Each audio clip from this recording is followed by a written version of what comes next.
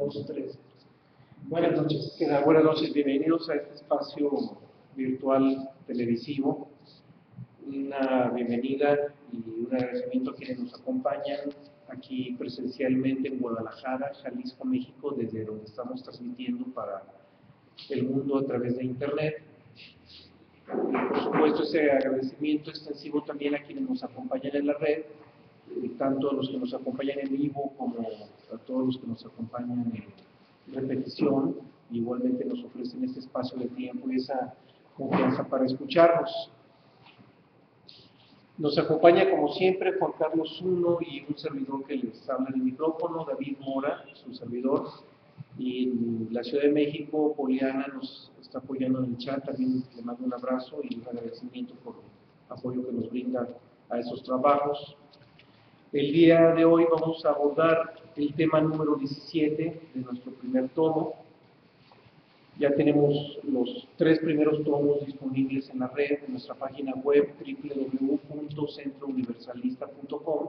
Los 3 están disponibles para quienes nos acompañan en cualquier parte del mundo, puedan descargarlos y puedan tener acceso a toda esta información que nos dimos a la tarea de compilar, de ordenar y de darle esta estructura didáctica para que podamos asimilar de la mejor manera posible la universalidad.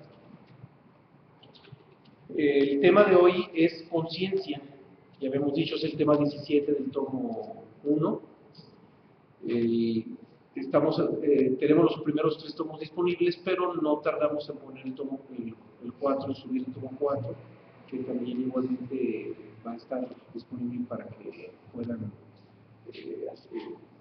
descargarlo gratuitamente y entrar a cualquiera de esos temas que ustedes deseen, independientemente del trabajo que estamos exponiendo a través de la disertación. Estas transmisiones televisivas virtuales, o también en la transmisión de radio, también tenemos programas radiofónicos en nuestra página web. Tenemos solamente 37 temas que hemos abordado en lo que hace programas radiofónicos, pero vamos a ir más adelante grabando algunos más y también dejarlos disponibles para todos ustedes. Por lo pronto, nos damos a la tarea de abordar el tema de hoy, que es conciencia. Es un tema muy amplio. Hablar de la conciencia es hablar de algo que nos llevaría muchísimo tiempo, nos daría mucha tela de donde cortar. Es un tema muy abierto. Incluso es un término que se emplea en todas las corrientes, en todas las religiones, tanto corrientes esotéricas como corrientes filosóficas, como tradiciones religiosas. Todos emplean el término conciencia. Y siempre se utiliza este término para hacer referencia a nuestro estado interno. El único detalle es que en cada tradición se le da una connotación muy distinta. Si hablamos de conciencia para el catolicismo, va a tener un significado muy distinto que si hablamos de conciencia para el budismo, o si hablamos de conciencia para la misma ciencia, incluso adquiere otras connotaciones distintas. Y por lo pronto nos vamos a dar la tarea de hablar de la conciencia procurando que tengamos una visión muy amplia del término. Vamos a procurar que esta propia palabra conciencia nos pueda decir mucho, independientemente del acercamiento filosófico, religioso, místico o científico que le demos. Dicho en otras palabras, vamos a procurar el significado más universal de la palabra conciencia. Para empezar, ubiquemos a la conciencia como, en los términos más abiertos, como la capacidad de la que disponemos para percibir la realidad, para percibir el entorno que nos rodea, para percibir la realidad, ya sea la realidad absoluta o la realidad relativa, cualquiera de las dos. Sabemos que la realidad absoluta es la del ser y la realidad relativa es la realidad de la existencia. Entonces, conciencia, vuelvo a insistir, es la capacidad que tengamos para percibir la realidad, cualquiera de las dos. Y si hablamos de dos realidades distintas, una realidad absoluta que es la realidad del ser, de nuestra parte íntima que es el ser, en contraposición a la conciencia relativa que es la existencia, entonces vamos a hablar de dos tipos de conciencia. Tendríamos desde este momento hablar de dos tipos de conciencia. Una conciencia relativa, que es dirigida a la existencia, y otra conciencia absoluta vinculada con el ser, con nuestro verdadero ser. A la conciencia que va dirigida hacia el mundo de las formas, hacia la existencia, le llamamos conciencia existencial, y a la conciencia absoluta le llamamos conciencia del ser. En el tema de hoy vamos a hablar de la conciencia a nivel global, y este tema está dirigido mucho más, o prácticamente todo el tema está dirigido a la conciencia del ser, a la verdadera conciencia. Pero para poder ampliar esto, en el tomo 2 vamos a ver este tema ya dividido en dos temas, no son subtemas, son dos temas particulares.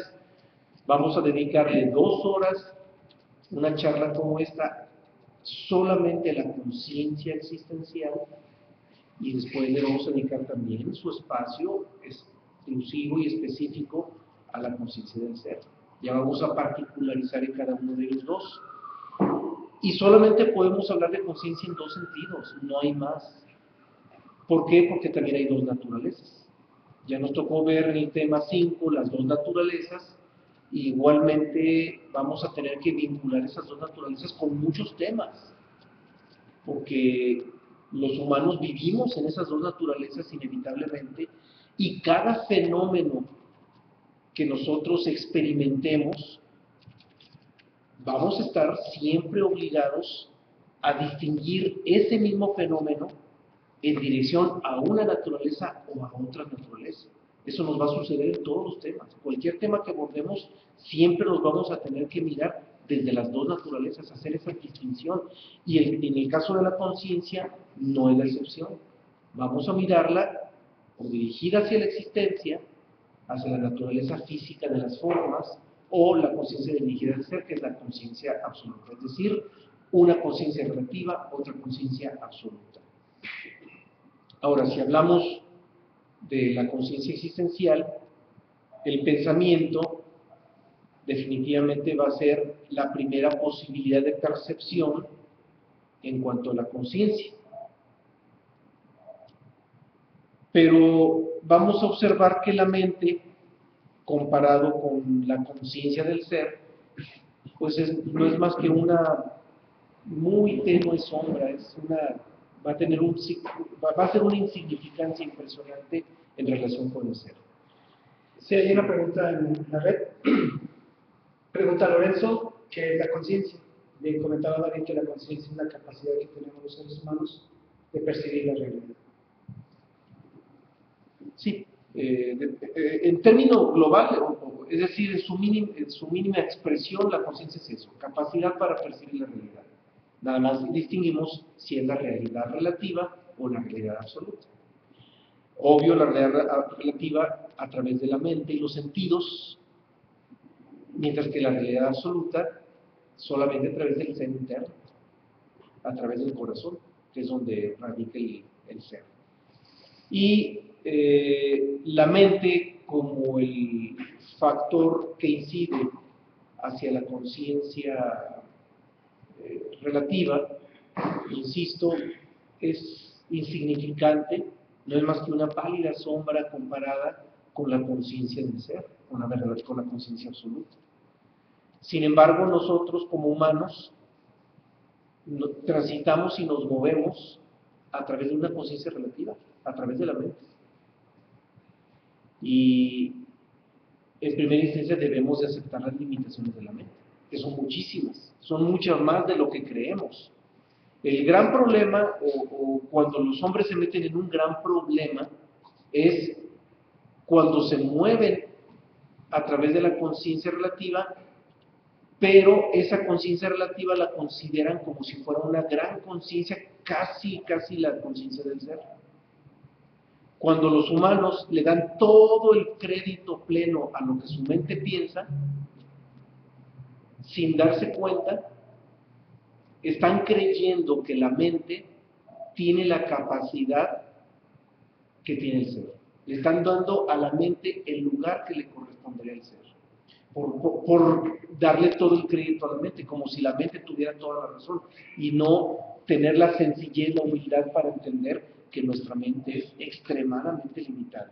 Sí, hay una pregunta, y también hacemos una aclaración. Ahorita hay que darle F5 al display de la máquina para que se actualice y aparezcan las diapositivas de esta conferencia, que es conciencia, y también el video que les recomendamos. Bien, nos pregunta Ramona, ¿la conciencia es una creación de la mente que acumula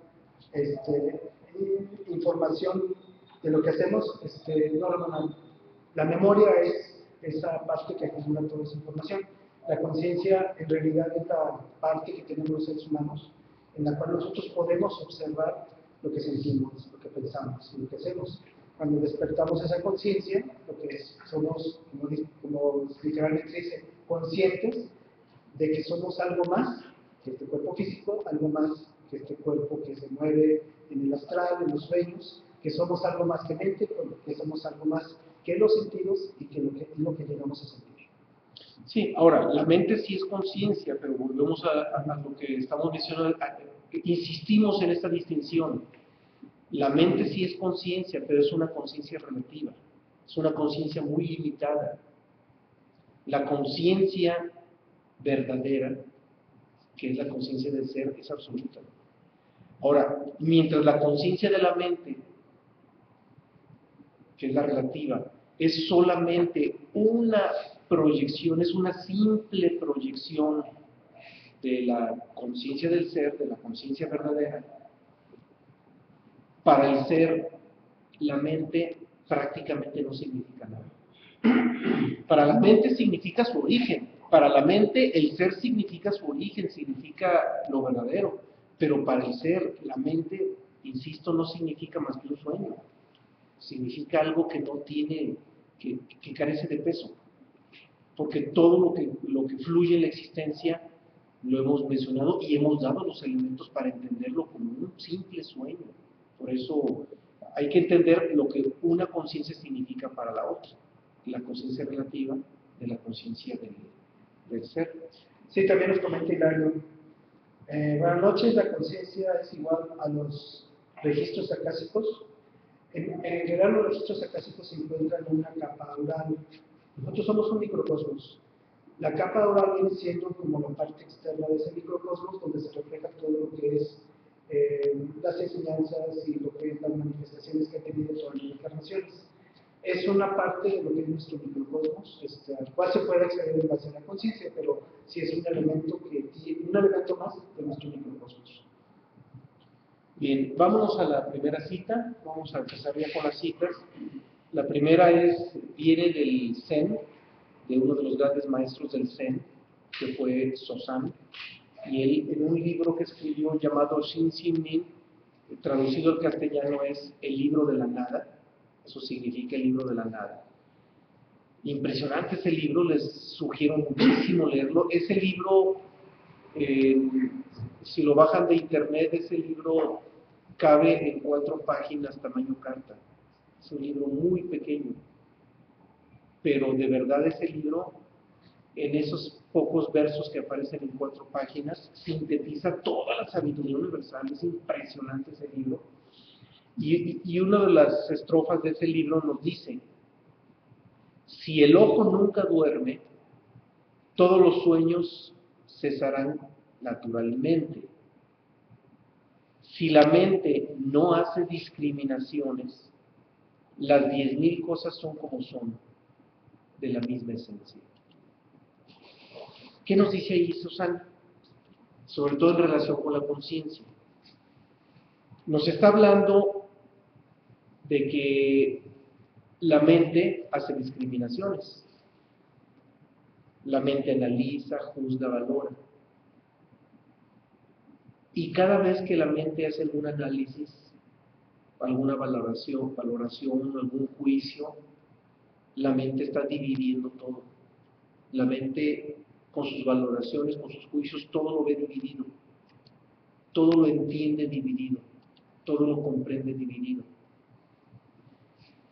Por lo contrario, nos dice Susana que cuando la mente ya no hace discriminaciones, es decir, cuando la mente reconoce sus propias limitaciones y entiende que lo que la mente percibe y concibe no es la realidad, entonces las cosas son como son y todas son de una misma esencia, es decir, surge la unidad. En este texto ya Susana está haciendo una distinción entre las dos conciencias, entre una conciencia existencial de la mente, que todo lo ve dividido, y automáticamente al percibirlo dividido, lo percibe como parte de un sueño, porque la división está en el sueño, la división está en la no realidad. Cuando la mente deja de lado su obsesión por juzgar, por analizar, por discriminar, por hacer todo lo que la mente sabe hacer, ahí es cuando surge la percepción de la conciencia verdadera. Una conciencia en la que todo se muestra en unidad. O sea, hay una verdadera diferencia, una impresionante diferencia entre una conciencia y otra conciencia. Ahora, la conciencia del ser, la conciencia del microcosmos, la conciencia que se convierte en ese punto geométrico central de nuestro verdadero ser, inicialmente se involucró con el mundo de las formas, solamente observando. Pero esa misma conciencia después no se conformó por involucrarse, sino que se introdujo en el mundo de las formas, se introdujo la conciencia en cuerpos animales, y al introducirse en cuerpos animales, que eran primates en su momento, pues los primates, influenciados por esa gran conciencia, evolucionaron, y esos primates se transforman en hombres, en lo que hoy conocemos como hombres. Pero por muy grande que haya sido la evolución de los primates, nuestra naturaleza sigue siendo animal. O sea, somos primates evolucionados, pero seguimos siendo primates. Nuestros instintos animales siguen siendo los mismos, un poco refinados, un poco civilizados, y digo un poco porque a veces demostramos con nuestros hechos que seguimos siendo, a veces hasta peor que animales, en algunas ocasiones. Pero, en fin, a donde quiero llegar es a entender que cuando la conciencia se introduce en animales, esos primates desarrollan de sobremanera la mente. Por influencia de este microcosmos, por influencia de esta conciencia del microcosmos, que es la conciencia absoluta, los primates desarrollan una mente mucho más evolucionada que cualquier otro animal.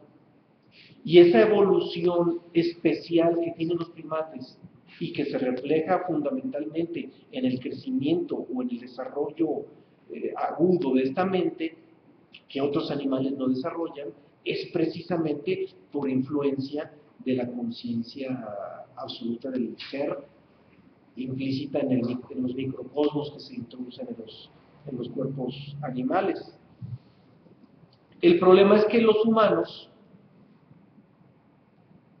con el paso del tiempo, se identificaron con esa propia mente que no es más que una proyección del ser. O sea, el ser, ese microcosmos que se introduce en los cuerpos animales, propicia que se desarrolle la mente, que evolucione, y esa evolución de la mente no es el ser, es una proyección del ser, es una consecuencia de la influencia del ser, pero no es el ser. Sin embargo, los primates evolucionados, ya conocidos como hombres, se identificaron con la mente al grado de creer que la mente misma es la conciencia.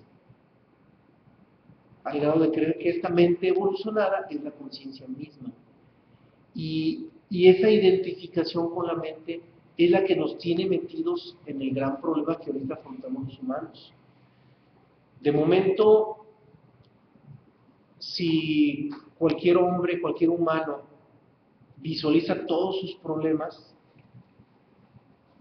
difícilmente encontraría una relación con lo que ahorita estoy citando. Pero si fuéramos muy cuidadosos en revisar cada uno de los problemas que afrontamos, descubriríamos que indiscutiblemente la problemática del hombre gira alrededor de esta confusión. Toda la problemática del hombre, toda, cualquier tipo de problema que los hombres afrontemos, está vinculado de manera directa o indirecta, pero todo está girando alrededor de este problema. Confundir a nuestra mente evolucionada como si fuera nuestro ser. Dicho en otras palabras, creer que esta conciencia relativa de nuestra mente es la conciencia absoluta del ser. El tema es la conciencia y obvio que el interés en este momento es entenderlo como factor de conciencia. El problema está allí. Los humanos creemos que esta conciencia relativa, limitada, es la conciencia del ser, al grado de que todo el día nos empeñamos, durante todo el día nos empeñamos en autojustificarnos, no permitir reconocer ningún error, porque ya es una obsesión mecánica erigir a nuestra mente como la verdadera conciencia. Y es un instinto mecánico tan agudo, tan extremo, que sin darnos cuenta todo el día nos la pasamos justificándonos. Todo el día nos la pasamos inventando pretextos, inventando historias, inventando cualquier tipo de justificación para venderle a cualquiera la idea de que nuestra mente es infalible. Y nos movemos bajo ese sentido de que nuestra mente tiene la razón y tiene la razón y tiene la razón. Y eso no es más que un impulso mecánico, insisto, inconsciente, de erigir a la mente como si fuera la conciencia misma, como si fuera la conciencia absoluta. Y esa obsesión por darle a nuestra mente el carácter de conciencia verdadera, insisto, esto es lo que nos mantiene metidos en todos los problemas que tenemos. Cualquier humano que tuviera la certeza, la claridad de que esta mente no ofrece la realidad, automáticamente surgiría una humildad en el sentido más profundo de la palabra, no en el sentido equivocado en que la hemos tergiversado la palabra humildad, porque humildad a veces la confundimos con pobreza o con falta de recursos o con sentirse menos. Eso no es humildad, humildad es otra cosa. La humildad es distinguir las cosas como son. Y si a la mente la distinguiéramos como realmente es, como una pálida sombra de la verdadera conciencia, automáticamente empezaremos a dudar de lo que antes creíamos que era certeza de lo que nuestra mente nos dice. Todo lo que antes veíamos como certeza porque nuestra mente no lo dice, empezaremos a dudar. Y un sabio jamás se fía de lo que su mente le dice. Paradójicamente, porque todo el mundo cree que el sabio lo sabe todo. No es cierto. El sabio es sabio precisamente porque ya duda y ya no le da el crédito a su mente que antes le daba. Ahí es donde empieza la sabiduría.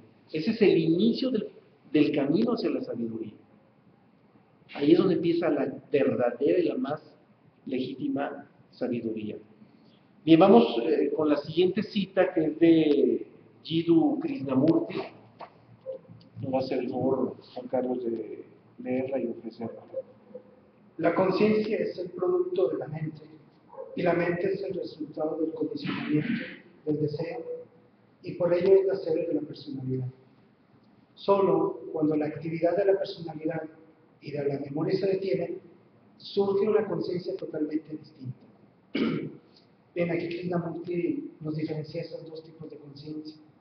La conciencia que creyó y que la mente ocupó su lugar, y al ocupar su lugar nos convertimos en una personalidad, nos convertimos en entes que estábamos conectados con la parte exterior, y nuestra mente comenzó a analizar, comenzó a dar esa información, a acumular esa información, conectarnos con la memoria, y la conciencia comenzó a quedar atrás, la conciencia quedó desactivada por la actividad de la mente.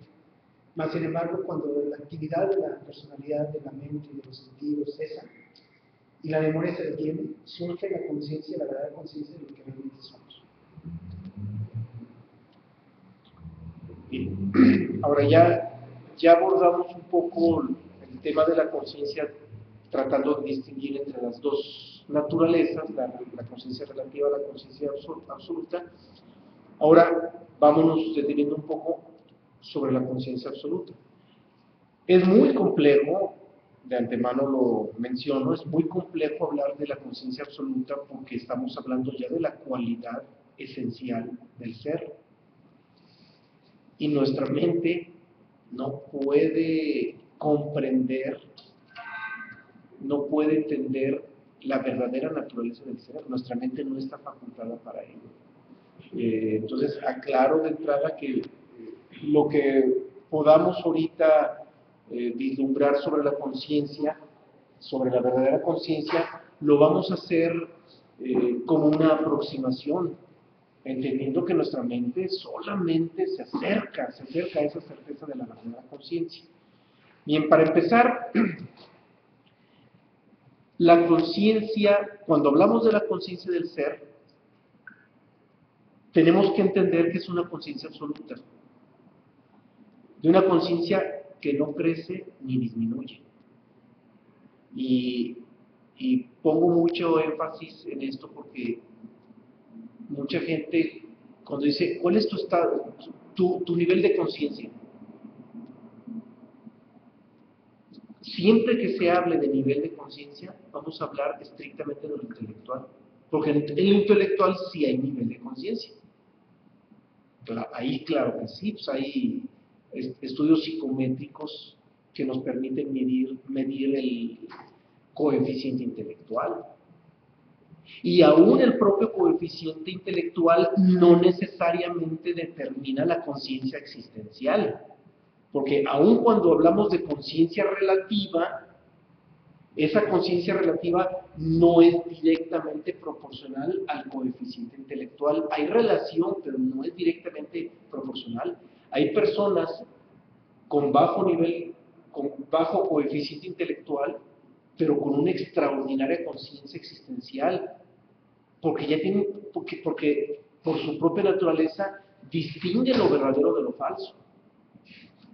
Por lo contrario, hay personas con un extraordinario nivel de coeficiente intelectual, pero que a la hora de afrontar la vida son verdaderos torpes por su bajo nivel de conciencia existencial. Entonces, cuando hablemos, retomando lo que acabo de plantear,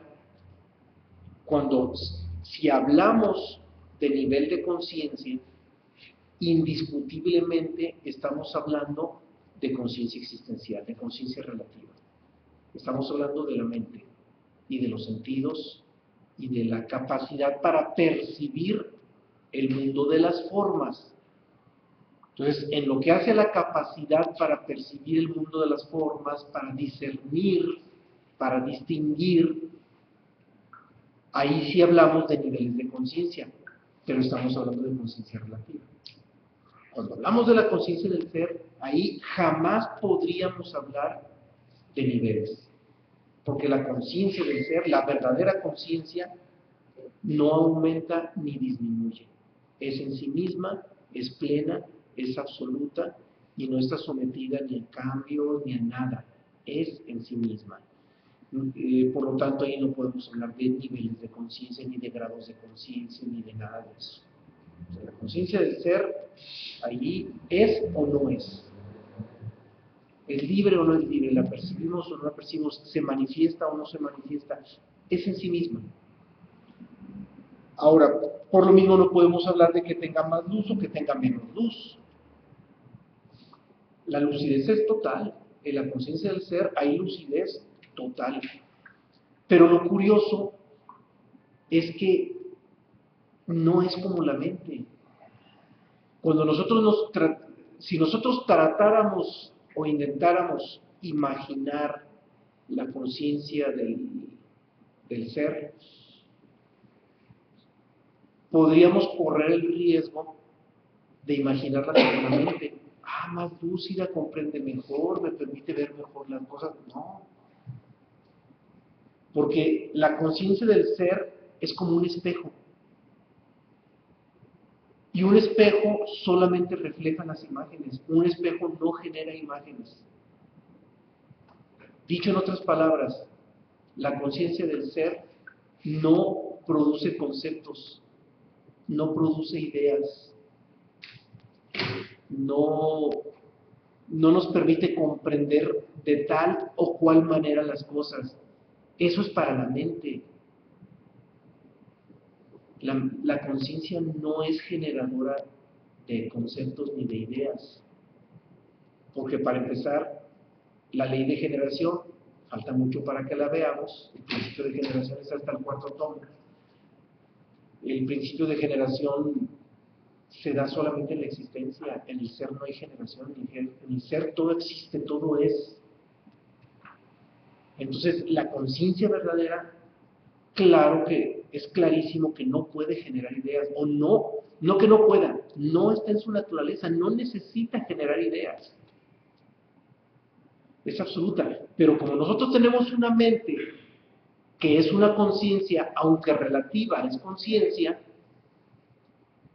sin darnos cuenta, vamos a tener el impulso de imaginar a la conciencia absoluta como una mente muy expandida y una mente extremadamente lúcida.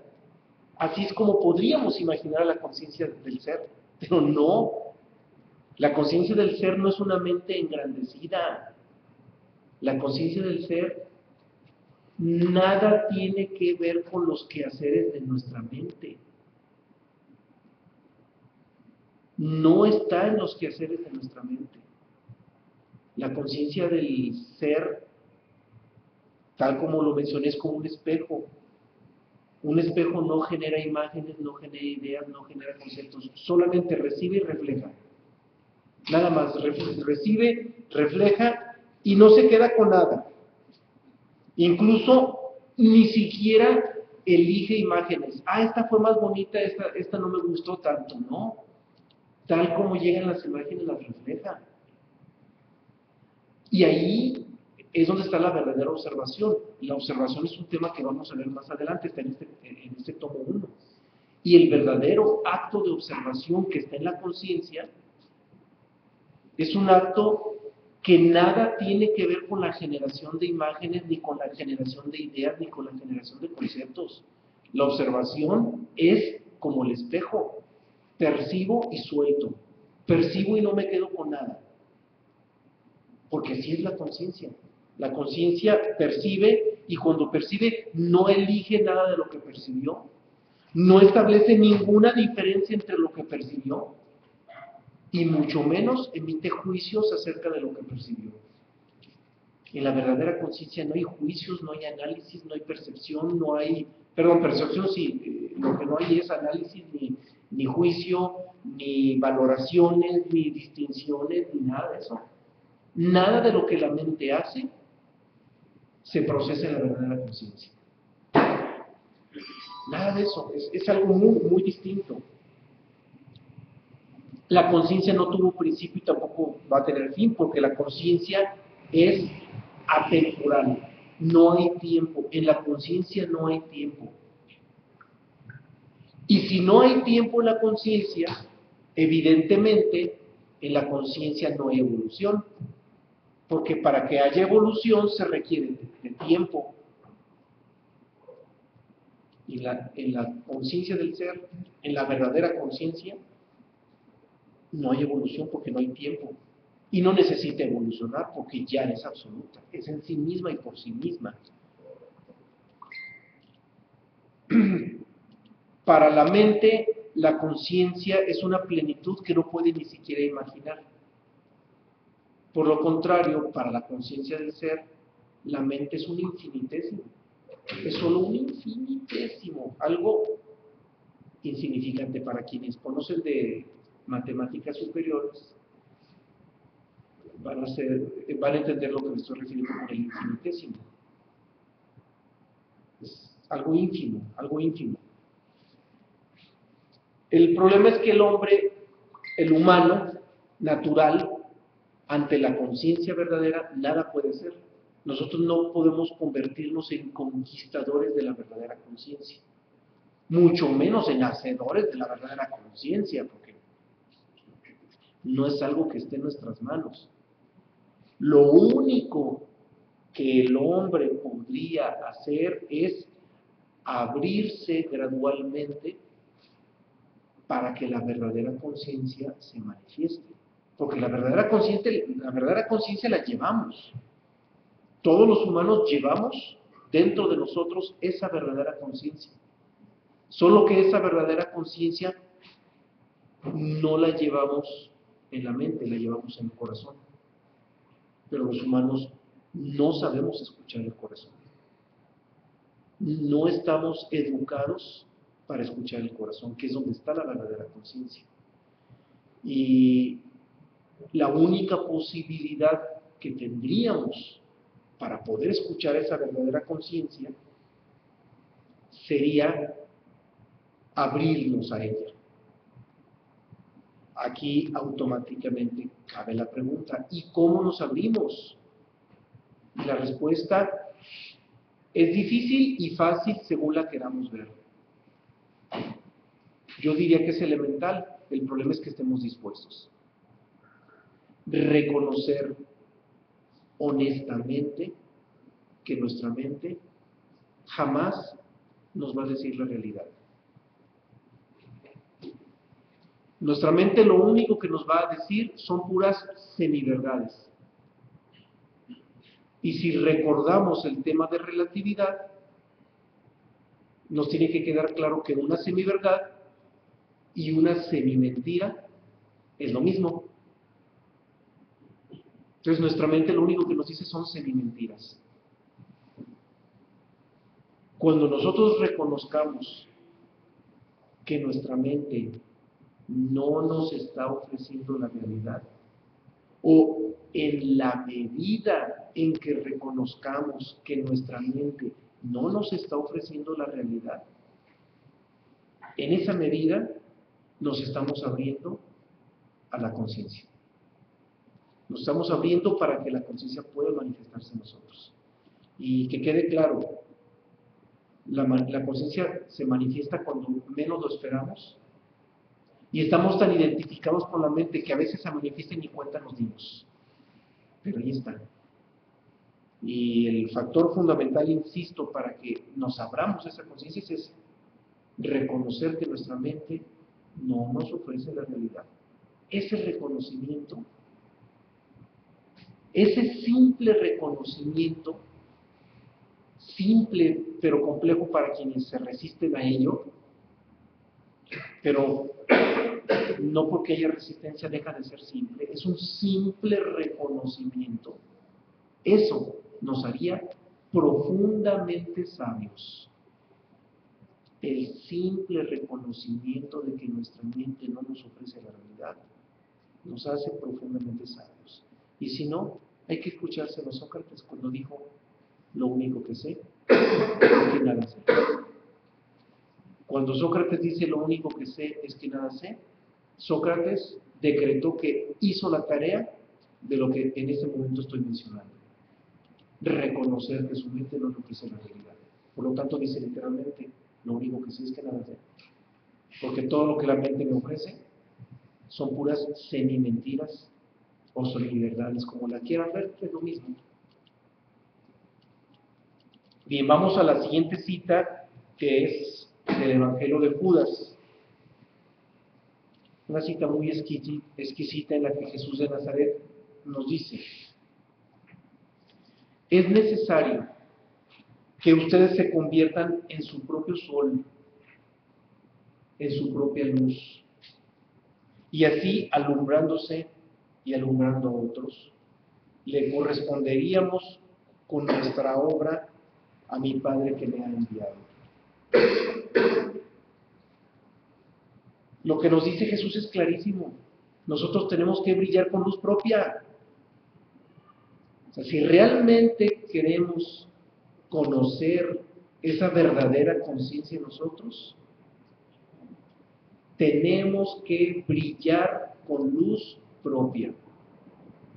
Cuando alguien es dependiente de lo que alguien le dijo, de lo que escuchó por acá o por allá, o de lo que leyó en algún lugar, todo eso son puras dependencias.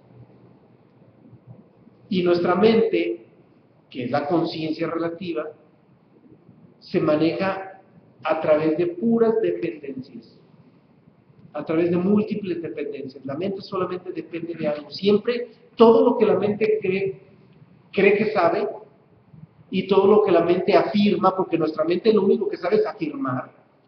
A través de nuestra mente nosotros siempre estamos afirmando, como si nuestra mente fuera la hacedora de la verdad. Y todo lo que nuestra mente afirma es pura semiverdad o semimentira.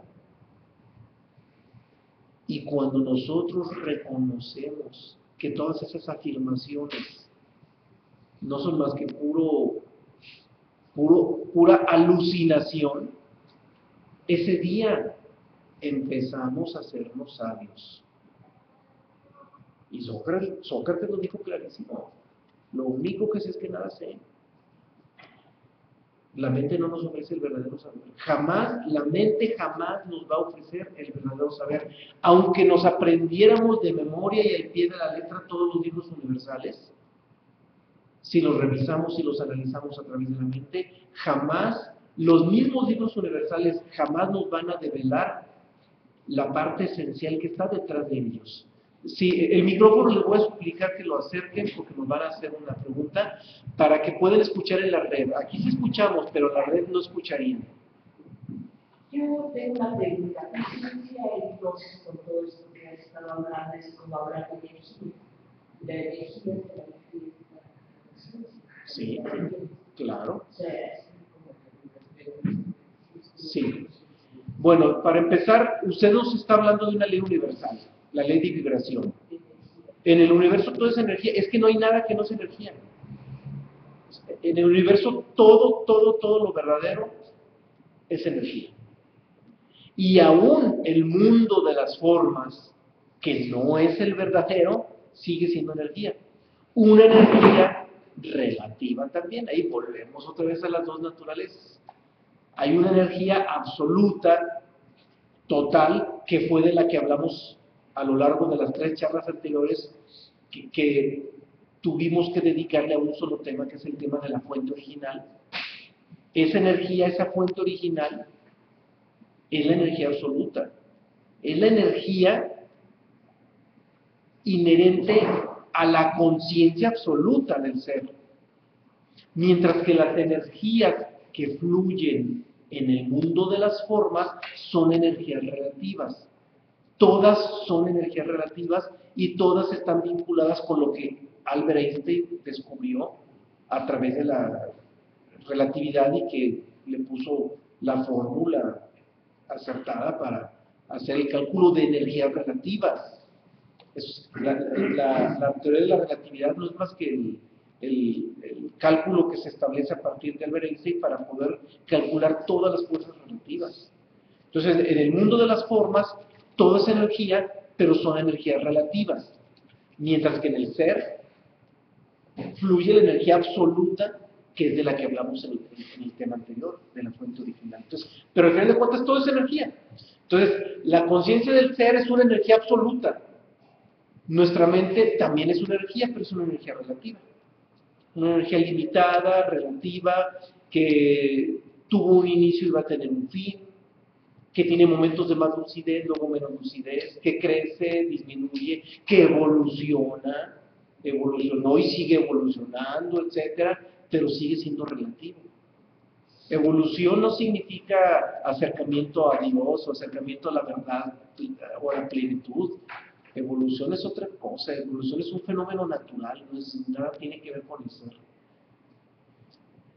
Bien, vamos a la siguiente cita, que es ahora de uno de los alquimistas del siglo XVI, me refiero a Jacob Boehme. Bien, la cita dice: para los hijos de Dios, lo que es despreciado por el mundo constituye su mayor tesoro. Es más brillante que el sol, es más placentero que todo el gozo y todos los placeres de este mundo. Quien quiera, que lo obtiene, es más rico que cualquier monarca de esta tierra. Jacob Boehme, Diálogos Místicos. Bien, el obtener la conciencia, el despertar la conciencia es un divino tesoro. Es un tesoro que, desgraciadamente para el mundo, es despreciable, o sea, no es atendible. Porque para el mundo y la ciencia y el nivel intelectual de las personas, lo que rige viene siendo el conocimiento, el acervo cultural, el grado de conocimiento que tiene de todas las culturas, etc. Mientras más acervo cultural se tenga, es mejor para a nivel social. Es por eso que Jacob Boehme dice que es despreciable y constituye un desprecio para el mundo. Mas, sin embargo, la conciencia, tomar conciencia, el estar consciente, es algo que desgraciadamente ni las escuelas ni las religiones nos enseñan. Es algo que, por la propia experiencia del ser humano, se conecta con ese conocimiento interior y con esa energía, como mencionaba una de las personas de aquí, que la conciencia se constituye en base a la energía. Pues sí, si tenemos un cuerpo débil, un cuerpo enfermo, muy difícilmente nuestra conciencia existencial va a estar en forma adecuada. Mas, sin embargo, el darnos cuenta que somos más que mente, que somos más que sentimientos, que somos más que este cuerpo, hemos dado el primer paso para adquirir esta conciencia existencial, que es un divino tesoro, así como lo dice Jacob Boehme en su libro Diálogos Místicos. Ante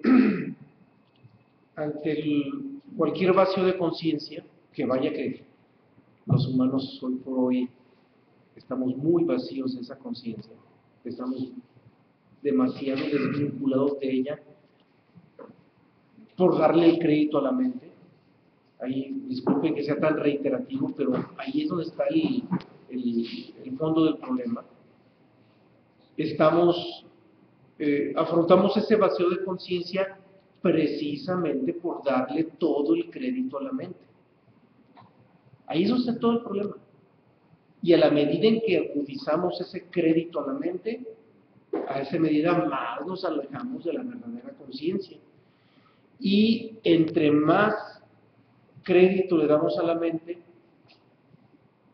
en mayor densidad se manifiesta el ego en nosotros como una proyección de ese mecanismo natural de autojustificación, de justificarnos a nosotros mismos, de validarnos a nosotros mismos, a nuestra mente como si fuera la realidad.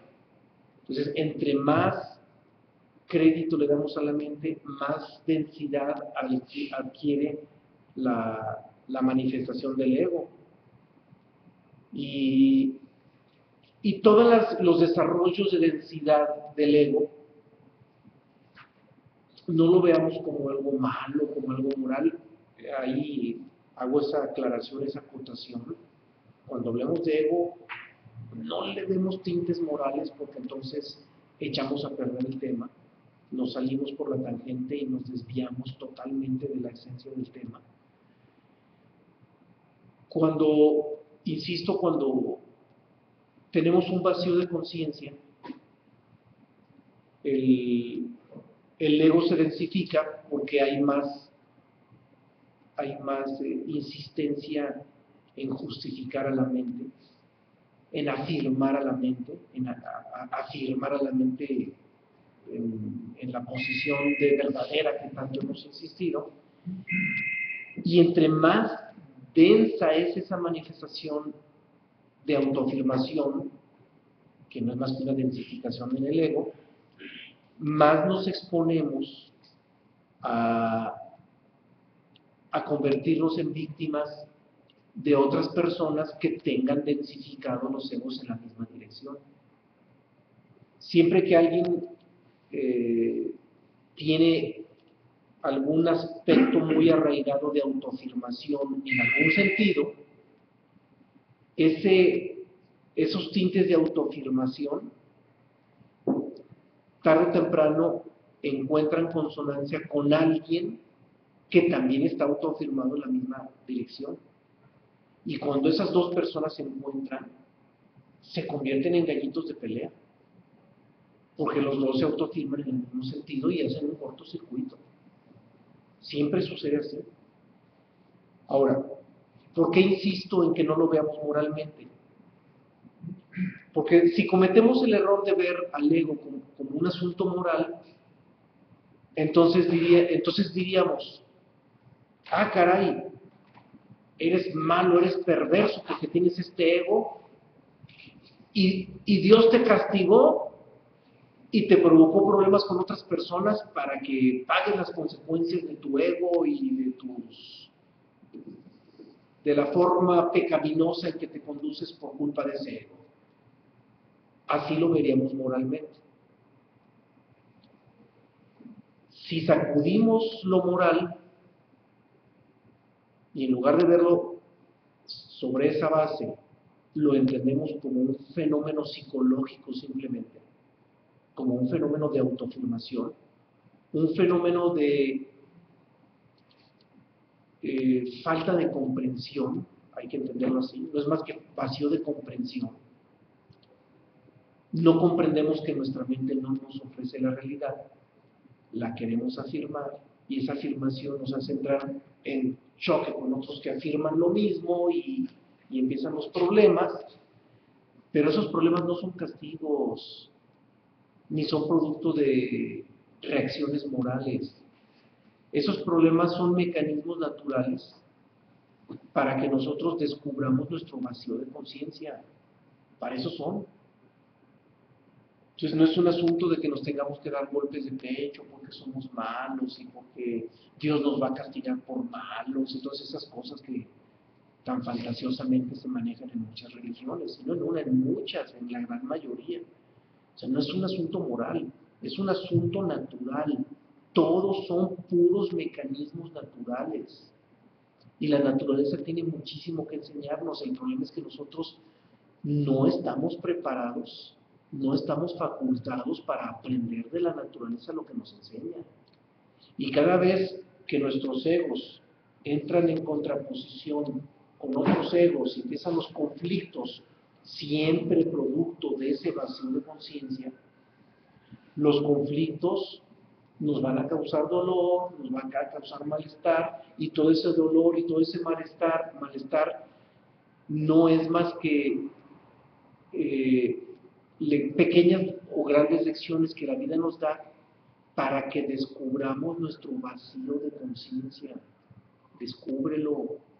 Si tienes problemas es por torpe, si tienes problemas es por falta de comprensión, por falta de discernimiento, porque no comprendes que tu mente no te está ofreciendo la realidad, tu mente te está engañando permanentemente, tu mente te está induciendo a tomar decisiones basadas en verdades relativas o en mentiras relativas. Por lo tanto, todo lo que hacemos a través de impulsos instintivos o mentales, que son dos centros, y los dos centros son mentales, el centro instintivo y el centro emocional también son otras dos mentes, se consideran como mentes. Y siempre que tomamos decisiones a partir de los tres centros, del centro mental, del centro instintivo, del centro emocional, estamos actuando mecánicamente en función de verdades extremadamente limitadas, que yo antes de llamarles semiverdades, yo preferiría llamarles semimentiras, porque al final de cuentas son lo mismo, y nuestras decisiones siempre van en base a todo eso, y lo sufrimos, terminamos sufriéndolo. Pero cuando nos olvidamos de esos tintes morales y lo tomamos como vacío de conciencia, aquí hago otra pequeña acotación. Para la moral, los hombres somos malos. Y hasta que dejemos de ser malos, vamos a ser dignos del ser como Dios. Para la conciencia, los hombres somos una bola de tárugos. Somos simples equivocados. No somos malos, somos equivocados. Somos torpes. Y los errores son por vacío de conciencia. Entonces, es muy distinto, es extremadamente distinto que nos veamos como malos a que nos veamos como inconscientes. Es muy distinto. Entonces, todos los problemas que afrontamos con los humanos, no es, con ellos la naturaleza no nos está enseñando que nos descubramos como malos. La naturaleza no nos pide que nos descubramos como malos. La naturaleza nos pide que nos descubramos como inconscientes. Eso es lo que nos pide la naturaleza. Descubre, hay un vacío de conciencia en ti. No logras percibir la realidad. Y al no lograr percibir la realidad, ese vacío de conciencia te está induciendo todo esto. Entonces, lo que tenemos que descubrir no es la maldad de nosotros. Lo que debemos descubrir es el vacío de conciencia. Sí, una intervención en... O sea, no somos malos. Nos conocimos erróneamente. Exactamente. En base a un estado determinado de conciencia. Exactamente. Ahora, en la vida normal común y corriente va a ser muy difícil que por ese vacío de conciencia nosotros le atenemos a todo en la vida, vamos a ver, como seres humanos. Y necesariamente que se involucre en la cuestión moral, vamos a poder ver que una acción determinada igual que a más no poder se manifieste en algo negativo o malo. Difícilmente nos vamos a poder zafar. Sí, va a tener manifestaciones destructivas. Sí, puede tener manifestaciones destructivas, pero aun cuando haya manifestaciones destructivas, no es porque seamos malos, es porque somos inconscientes, es por vacío de conciencia. Si las religiones fueran verdaderamente legítimas, los sacerdotes, en lugar de ser señaladores del mal y perdonadores del mal, los sacerdotes deberían de ser profundos psicólogos que permitieran comprender a los feligreses su vacío de conciencia, pero no el mal. Y eso será muy distinto, porque ya cuando el humano, en lugar de verse como malo, se ve como inconsciente, busca la manera de llenar ese vacío de conciencia. Pero cuando alguien se entiende como malo, entonces ¿qué dice? Pues soy malo y no puedo cambiarlo, pues me aguanto y ni modo y así le sigo. Entonces queda totalmente desarmado. ¿Por qué? Porque nadie puede modificar o cambiar algo que es ilusorio. La maldad es ilusoria. La maldad forma parte de la ilusión. La maldad, lo que llamamos maldad, no es más que un vacío del bien. Pero la maldad no es sustancial. La maldad no es esencial, no tiene esencia. El bien sí es esencial, sí tiene esencia. Y eso lo vimos en el tema de dualidad. Entonces, mientras nos veamos como malos, nos vamos a asumir como personas malas, incapaces de dejar de ser malos. Así nos vamos a declarar toda la vida incapaces de dejar de ser malos. Pero si nos miramos como humanos con un vacío de conciencia, entonces sabemos que hay algo que llegar. Y ahí sí tenemos toda la posibilidad de ponerle remedio a todo. Y nos descubrimos como humanos con toda la posibilidad de remediar nuestro vacío de conciencia. Esa es la gran diferencia, es una diferencia enorme, enorme. Y por lo tanto consciente, acertado en su conducta. Y que lo pudiéramos considerar dentro del aspecto moral, que no nos podemos zafar muy fácilmente, una cosa buena, ¿no? Hiciste cosas constructivas, adecuadas, útiles, buenas, pues. De alguna manera, un consciente tiene que manifestarse por ahí. Claro, y claro. tampoco es bueno. De hecho, nuestra vida cambia. Ni es bueno tampoco considerarse un consciente, ya soy bueno. No. Eres simplemente consciente, te das cuenta por el discernimiento a dónde te llevan tus acciones. Sí, que desgraciadamente, culturalmente, las religiones nos enseñan que un examen de conciencia es juzgarte a ti mismo. Y no es un juicio moral, ¿sí? Sí, las religiones cuando hablan de examen de conciencia hablan de un examen moral. Sí. Y ese examen de conciencia sería para ver nuestro vacío de conciencia. Es ver el vacío de conciencia. Y ahí nos vamos a la raíz y al origen de los errores de nuestros actos, pero ya no vistos como maldad, sino vistos como error. Entonces ahí es donde vemos el origen del error de nuestros actos.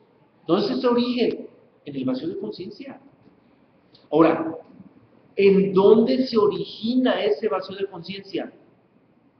En darle todo el crédito a la mente, creyendo que la mente es la conciencia misma. Apuntar a la mente como la conciencia, cuando no es la conciencia. Y volvemos a lo mismo, ahí está el origen de todos los problemas del vacío de conciencia. O sea, vamos, es la raíz de la raíz. Y ahí viene otra confusión, porque si se hace un examen de conciencia, ¿quién en nosotros es el que examina? Realmente no termina siendo la mente. Sí, para la mente te está juzgando. Termina siendo un análisis mental. Sí, y un juicio moral. Y un juicio moral, terminamos en un juicio moral. Sí, y si alguien ya goza de cierta libertad de conciencia, entonces ya no haría un análisis de conciencia o un examen de conciencia. Sí, para allá iba, me robaste las palabras, me las robaste. En lugar de un examen de conciencia, se detendría a observar, pero en esa observación ya no hay juicio. Ya ni siquiera se juzga a sí mismo. Ese tema de no juzgar, porque es un error gravísimo el juicio, está en el segundo tomo, lo vamos a ver detenidamente, porque es un error impresionante en el que hemos caído los humanos en el juicio, tanto hacia nosotros como hacia los demás. La mente es experta en emitir juicios, en la conciencia no existen juicios. Entonces, cuando alguien ya tiene conciencia, o goza de cierta libertad de conciencia, en lugar de juzgar, observa. Es una observación donde no hay análisis. Ese tema sí lo vamos a ver próximamente, la observación. Una observación donde no hay análisis. Y se dice, entre paréntesis, por ahí que es el único acto al cual el hombre puede acceder. A ese acto sabio. Sí. El observar, sin criticar, sin juicio de ningún tipo. Sí. Y es el único acto sabio a que el humano puede aspirar. Y están nuestras facultades. Claro. Y es un acto profundamente neutral. Si recordamos el tema 14, que es neutralidad. Hace muy poco vimos el tema de neutralidad. Si alguien no tomó el tema de neutralidad, no estuvo con nosotros, véanlo en repetición, o cuando menos lean el tema de neutralidad del tomo 1. Es un tema fundamental. O sea, habiendo neutralidad, o mejor dicho, la neutralidad es la cualidad de la propia conciencia. Hace unos momentos les dije, la conciencia es como un espejo. La verdadera conciencia es como un espejo. Y el espejo recibe imágenes y no se queda con ellas, las refleja, las suelta. Y el espejo no selecciona imágenes para ver cuál me gusta o no me gusta, cuál me conviene, cuál no me conviene. No, la conciencia no discrimina, suelta, es neutral. La conciencia es absolutamente neutral, como un espejo. Un espejo es totalmente neutral. Sí. Sí, David, referente al tema, yo me he preguntado muchas veces si tiene que ver la ignorancia con la inconsciencia, porque al final de cuentas son errores y yo creo que los cometemos porque no sabemos pues muchísima información básica, ¿no? que debemos de tener. ¿Cómo la relacionarías tú? Sí, La ignorancia del inconsciente. claro que sí. La ignorancia está en la raíz de todos nuestros problemas. Porque habiendo ignorancia, no hay conciencia existencial. O sea, nuestra mente ni siquiera goza de su limitada capacidad conscientiva. Y si nosotros ni siquiera gozamos de conciencia existencial, muchísimo menos podremos tener acceso a la conciencia del ser. Para acceder a la conciencia del ser, primero deberíamos tener un mínimo aceptable de conciencia existencial. Y en la ignorancia, mira, la información no es directamente proporcional a la conciencia existencial. Hace un momento lo comentábamos, no sé si recuerdes, mencionábamos que hay quienes tienen un coeficiente intelectual muy alto, pero una conciencia existencial baja, o viceversa, hay quienes tienen el coeficiente intelectual bajo y la conciencia alta. Igualmente sucede con la información o con la ignorancia. Hay quienes están muy informados y tienen mucho bagaje de información en la mente, pero con una conciencia existencial bajita. O hay quienes tienen poca información, pero con esa poca información logran una conciencia existencial maravillosa. Ahora, ¿por qué no es directamente proporcional?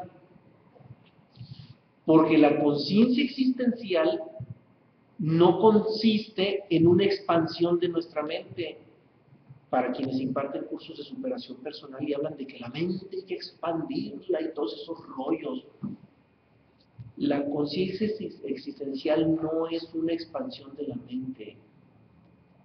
La conciencia existencial es un reconocimiento de que nuestra mente no nos otorga la realidad. Esa es la conciencia existencial. Entonces la conciencia existencial no es acumulación de información, no es coeficiente intelectual. La conciencia existencial es más, lo digo en palabras breves, pero bien claras, y no son mías, son de Sócrates. La conciencia existencial es el reconocimiento que Sócrates hizo. Lo único que sé es que nada sé. Esa es la conciencia existencial. Sí. ¿Qué opinas de los niños? De los niños en relación a la conciencia. Si el niño es inocente, es profundamente consciente. El problema es que ahorita, ¿dónde vemos niños inocentes? ¿Dónde quedaron los niños inocentes? O sea, ya la inocencia a los niños les dura cuando mucho hasta los 2 años y medio, porque ya a los 3 años ya los niños ya están maleadísimos por los medios de comunicación, por los videojuegos y por tantas cosas electrónicas. Podemos aprender de los niños. Cuando son inocentes nos enseñan muchísimo. Cuando un niño es inocente nos enseña muchísimo, porque un niño inocente ni siquiera sabe que tiene una mente, mucho menos le da el crédito a la mente. Un niño inocente, en lugar de afirmar, pregunta. Por eso es inocente, porque no afirma. Un niño inocente jamás afirma, y un sabio jamás afirma. El que afirma es el ignorante. Afirma o niega. Sí, afirma o niega, La negación y la afirmación son lo mismo al final de cuentas. Y los niños tienen conectada esa conciencia con la gran capacidad de asombro que tienen. Esa capacidad de asombro que perdemos nosotros los seres humanos, porque nos atoramos ya en creencias, que nuestra mente ya le pone medida, calidad y cantidad a las cosas. Sin embargo, los niños al tener esta gran capacidad de asombro tienen la conciencia más despierta, más abierta inclusive. La inocencia es un punto tan profundo que lo tomamos como tema. Viene en el tomo 3. En el tomo 3 viene desarrollado como tema y vamos a dedicarle 2 horas como tema del tomo 3.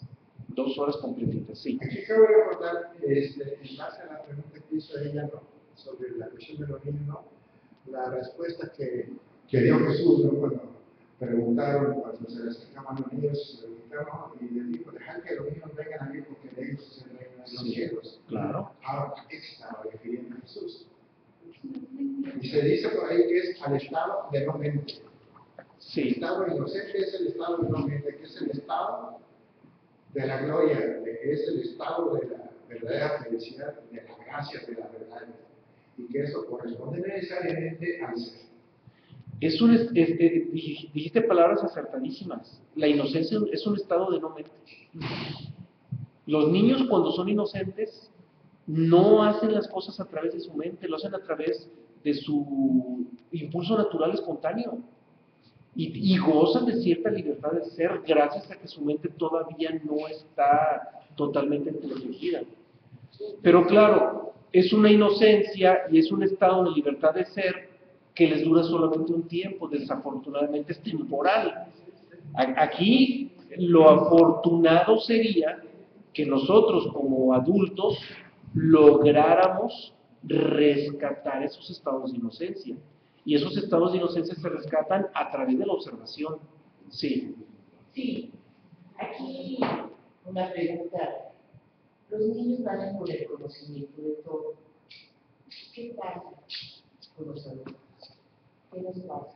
Porque rompemos eso con los niños que están pues enseñándonos, dándonos tanto. Es que somos inconscientes, no podemos hacer otra cosa más que actos inconscientes. O sea, los adultos no podemos hacer... Mencionas que a los 2 años y medio, el niño tiene inocencia, pero es el entorno que influye o... Es el entorno, sí. Todavía hace un par de generaciones, los niños conservaban la inocencia hasta los 6, 7 años. Pero no veían tanta televisión, no veían televisión,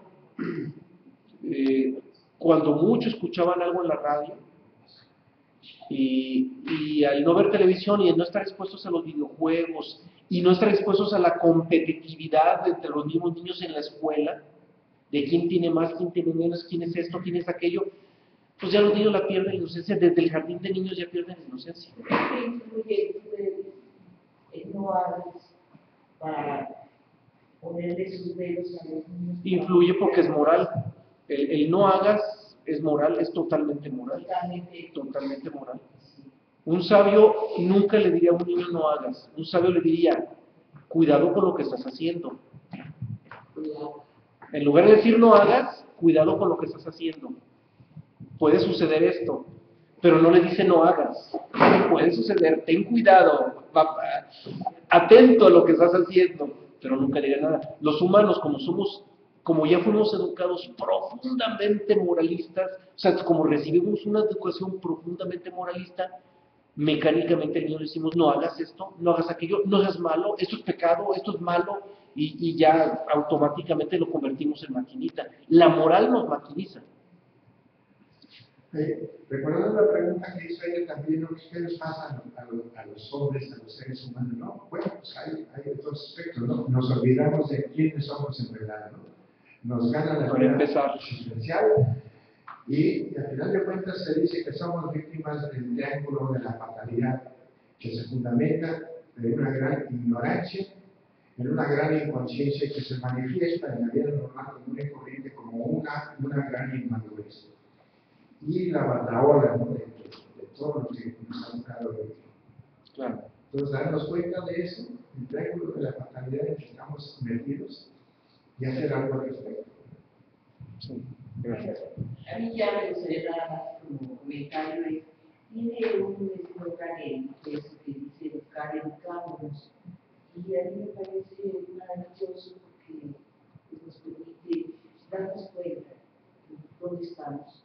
¿Qué nos corresponde? Porque pues, cada uno tenemos un proceso diferente. Claro. Y también el entorno. Pero también esa parte como que es muy interesante estar con esa conciencia de cómo voy a compartir algo también como lo hago. Claro. Sí, claro. Y eso adquiere paralelismo en el aprender enseñando. Y quienes hablamos al micrófono y exponemos estos temas, no se imaginan lo que estamos aprendiendo. Aprendemos más de lo que se imaginan. Exponer un tema y hablar de un tema para el que habla y lo expone, es un aprendizaje fuera de serie, pero impresionante, porque para empezar, el hecho de hablar de algo y transmitir la idea, tratar de acercarse a la idea fundamental de ese tema, de ese algo, al que lo habla lo compromete, porque ya salió de la boca. Y se establece un compromiso con uno mismo impresionante, porque caramba, si lo digo, tengo que ser congruente con lo que estoy diciendo. Que se establece un compromiso muy fuerte. Y ese compromiso propicia un aprendizaje impresionante, combinado pues con todas las ideas que se articulan, porque al final de cuentas todo esto se convierte en un diálogo. Eso es el ejercicio filosófico, es lo que hacía Pitágoras. Nomás que Pitágoras, en lugar que hubiera un instructor, había mesas redondas donde todos tenían la posibilidad de escuchar y hablar, hacer las dos cosas, de enseñar y aprender, escuchando y hablando. Las dos cosas, era un ejercicio compartido. De hecho, aquí en el Centro Universalista en Guadalajara lo hacemos también de las dos maneras. En otro grupo que tenemos, los días miércoles, hacemos mesa redonda y hacemos un trabajo de tipo pitagórico. Pero ese no lo transmitimos por internet porque no se puede. En internet lo que transmitimos es la exposición y el tipo expositivo, porque el formato se presta para transmitirlo para la red. Pero es muy exquisito el trabajo como mesa redonda, donde todos compartimos y donde nadie es más que nadie y todos abrimos el corazón para compartir lo que estamos asimilando de los libros universales. Es un ejercicio muy bonito. Quienes asisten en Guadalajara, cuando gusten venir los miércoles, trabajamos de esa manera. Y quienes nos escuchan en la red, si tienen amigos que compartan estos temas, con quien puedan compartir esos temas, reúnanse y compártanlos, lean algunas citas, exterioricen, externen ese sentir sobre las citas. No importa si es muy acertado o menos acertado en lo que expongamos, no importa, el chiste es estar, como se dice popularmente, estar en la jugada. El chiste es estar en el campo de batalla. Aquí estoy, estamos interactuando, estamos filosofando, estamos haciendo un ejercicio de comunicación, buscando la esencia de las cosas. Y ahí es donde está la parte más esencial. Bien, antes de leer la siguiente cita, les comento, me había quedado, estábamos hablando de cómo la vida, por la densidad de la manifestación egoica, nos pone en contraposición a quienes desarrollan los egos similares y vienen los problemas, y que esos problemas son para que aprendamos nuestro vacío de conciencia, no son para que nos entendamos como malos. Y solamente me faltaba agregar allí que en la medida en que nosotros nos abrimos a la conciencia, esos problemas ya no los necesitamos. Cuando alguien ya goza de cierta libertad de conciencia, automáticamente las densificaciones egoicas desaparecen, van desapareciendo, y ya no se exponen a esas confrontaciones con las personas que tienen los mismos tipos de egos arraigados. Entonces, ya las confrontaciones son menos, los problemas son menos, y al final de cuentas esto termina resolviéndose, la vida ya nos permite que transitemos en ella sin necesidad de confrontaciones, sin necesidad de decir, ya me confronté con alguien y tengo que resolver ese problema con ese alguien, lo resolví bien, lo resolví mal, o sea, ya eso desaparece, ya no hay necesidad, la vida ya no nos confronta. ¿Por qué? Porque una persona que se empeña en afirmarse constantemente, y afirmarse significa afirmar su mente, la autoafirmación no es más que una afirmación de la mente. Una persona que se dedica a estarse autoafirmando todo el día va a tener problemas con otra persona que se autoafirma también. Es inevitable. Pero cuando ya una persona deja de autoafirmarse y reconoce que su mente no le dice la verdad, ¿qué problemas podría tener con otra persona? Ninguno. Una persona que ya no se autoafirma, esa persona incluso pasa inadvertida. Ya no se pelea. Ya no se confronta con nadie. Bien, vamos a la siguiente cita, que es del Evangelio de Buda. Buda nos dice, la verdad existe en el animal. El animal se muere, percibe las cosas que le rodean, distingue y aprende a escoger. En él hay conciencia, pero no tiene aún la conciencia de la verdad. Es la conciencia del yo únicamente. La conciencia del yo ciega a los ojos del espíritu y oculta la verdad. Es el origen del error, la fuente de la ilusión. Aquí Buda ya nos está haciendo una maravillosa distinción entre la conciencia relativa, que es la conciencia del animal. Bueno, pues la conciencia, aunque suene feo, nuestra mente es la conciencia de nuestro animal. O sea, nuestra mente sigue siendo de origen biológico, químico, biológico y físico, porque es un circuito, es una red de circuitos eléctricos impresionante. Entonces, nuestra mente sigue siendo un fenómeno físico, químico y biológico. Y es la mente del animal, es la conciencia del animal. Nuestra mente es la conciencia del animal.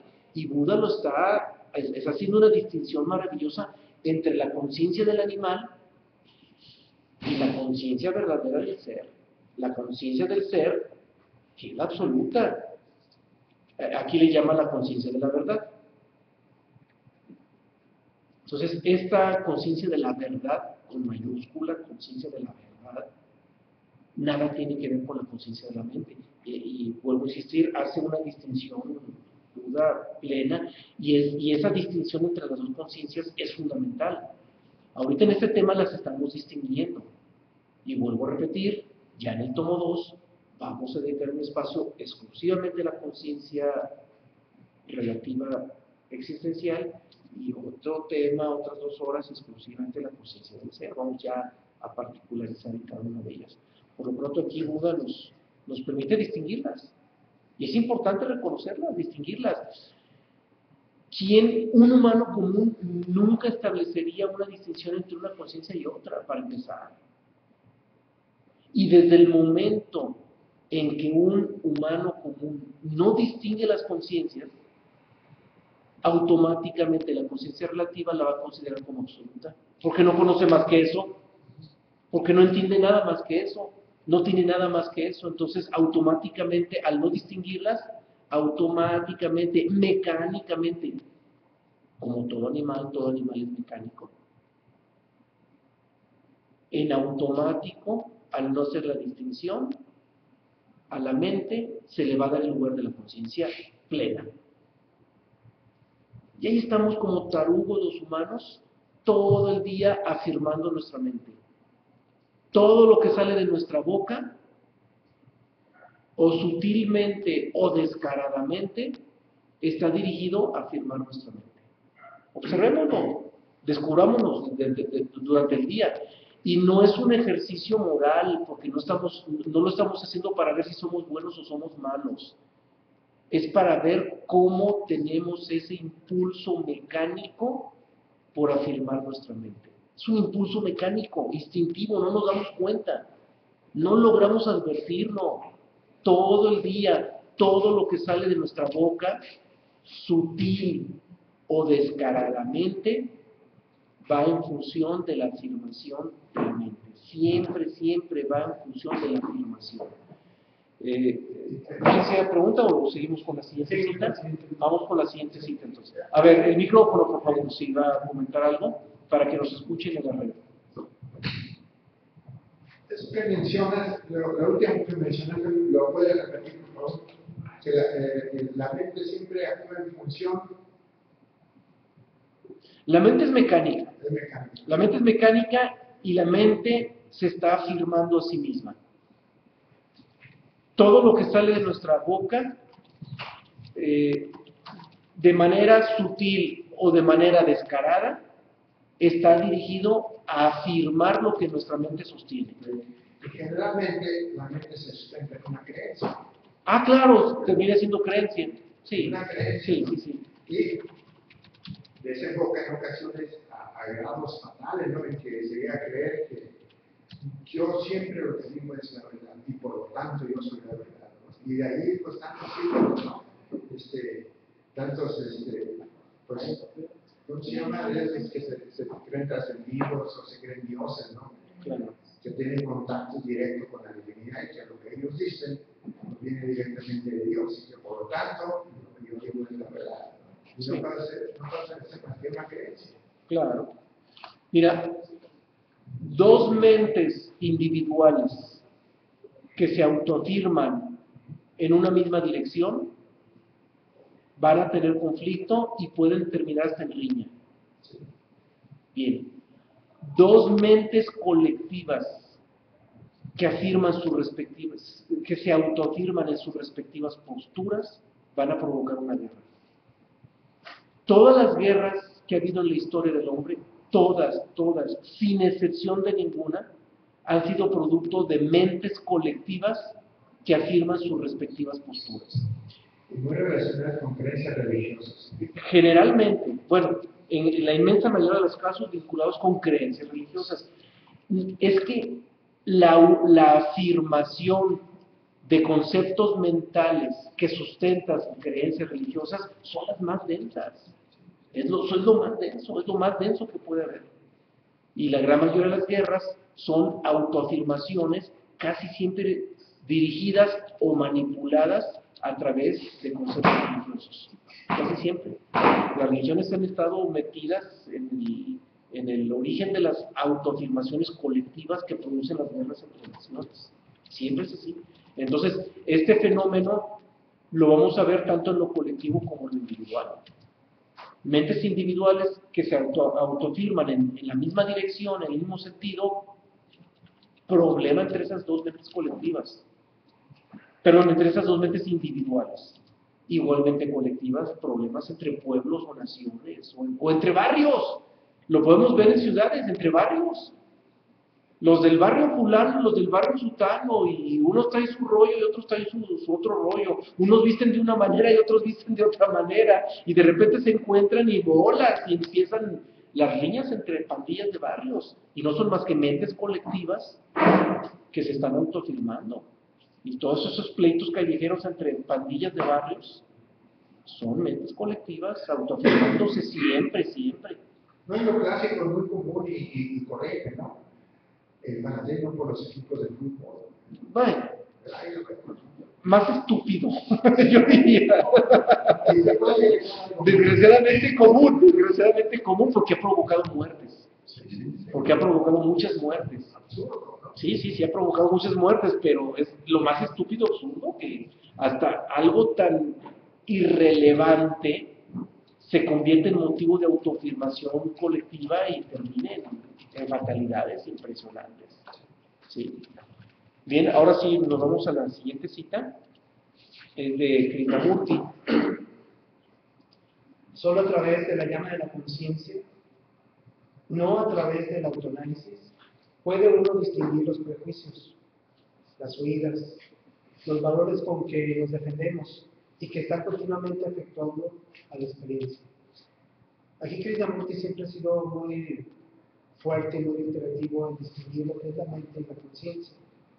Aquí nos dice que la conciencia, solamente por medio de la conciencia podemos distinguir la problemática que tenemos como seres humanos.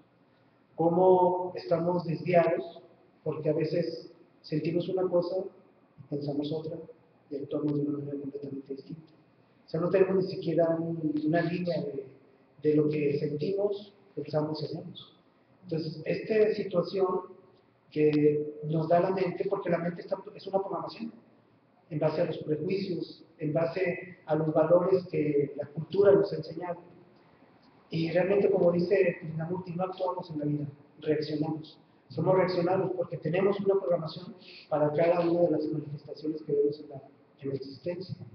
Es por eso que eso afecta a la experiencia. La experiencia nosotros la dividimos en dos, en cosas buenas y en cosas malas. Y desgraciadamente las cosas malas, culturalmente decimos olvídalas. Y desgraciadamente al olvidarlas, volvemos a cometer los mismos errores. Mas, sin embargo, la experiencia conectada con la conciencia y con la vida es una sola. Y a veces nos aportan más las cosas negativas que las cosas positivas. Las cosas positivas inclusive las desvaloramos. No comprendemos lo que es la verdadera felicidad ni cuándo somos felices porque creemos que la felicidad es como la felicidad que la obtuvo mi vecino o como es feliz tal o cual persona. O sea, la felicidad le damos valores externos, inclusive. Entonces, a través de la conciencia, solamente a través de la conciencia, y no por medio del autoanálisis que es la mente, podemos realmente conocer la problemática humana. No, y la distinción que hace aquí Krishnamurti entre análisis y conciencia, Conciencia. o sea, es antagónico de, o sea, o hay análisis o hay conciencia. Habiendo análisis, es mente, es conciencia relativa, es conciencia existencial, es conciencia limitada a la mente.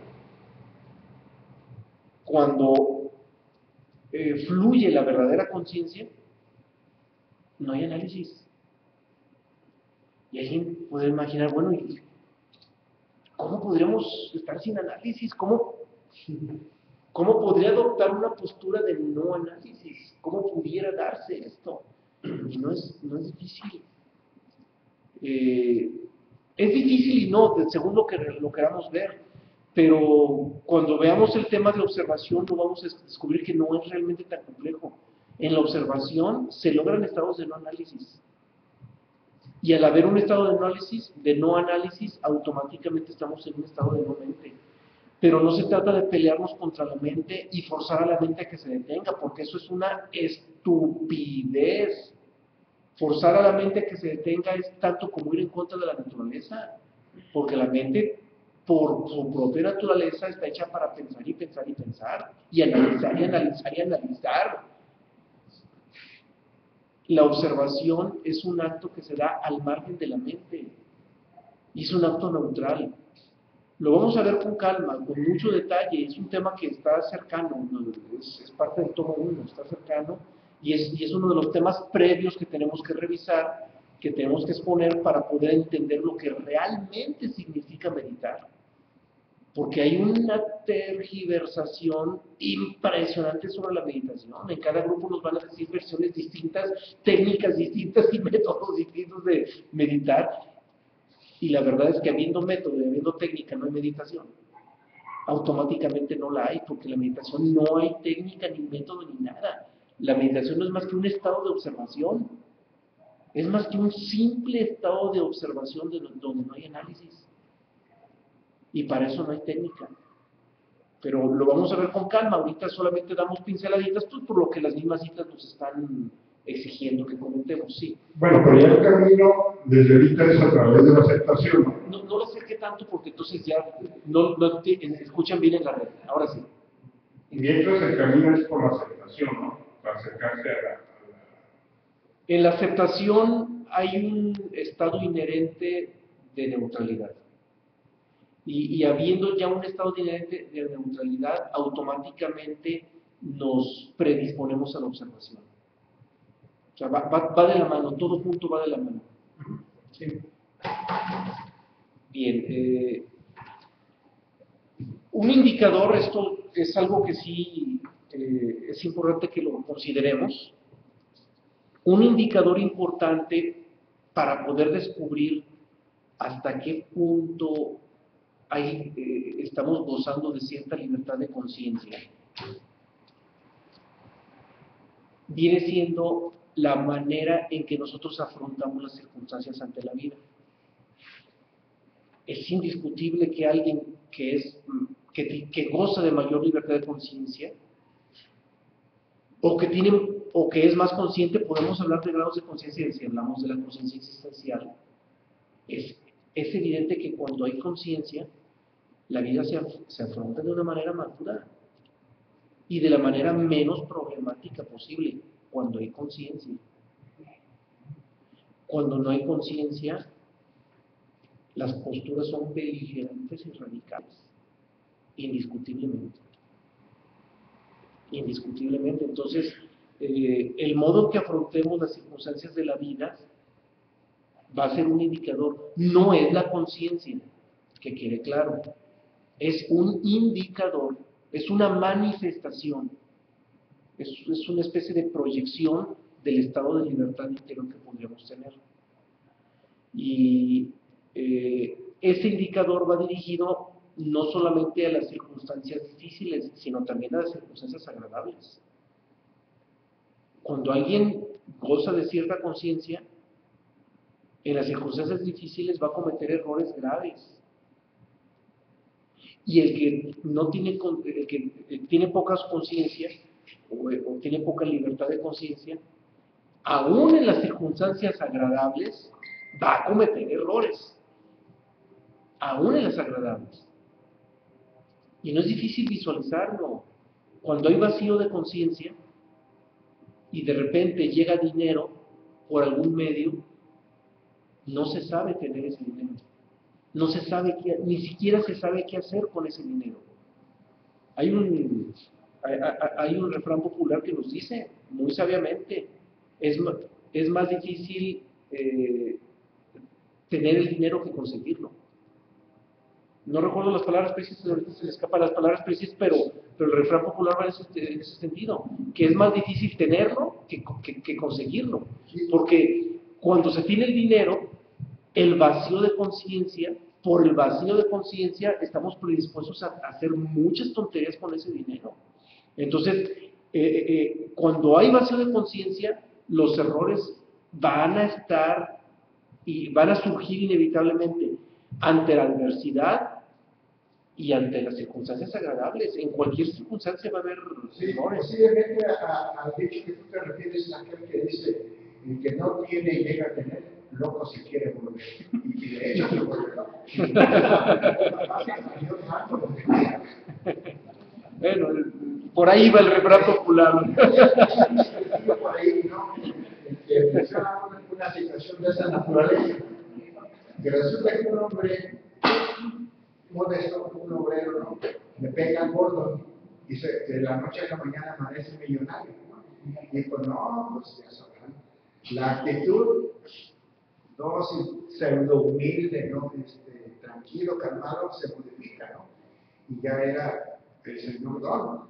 Y se junta a toda su familia, a todas sus amistades y se va al mejor restaurante de la ciudad, ¿no? Y le dice al gerente, menos cierros, no nada más nosotros. Sí, señor, ¿cómo no? Pero ya con una actitud prepotente, ¿no? Y dice, y de comer, de lo mejor que puede haber de tomar, obviamente champán, dice. Y varias cajas de coca y de tehuacanes para campechanear.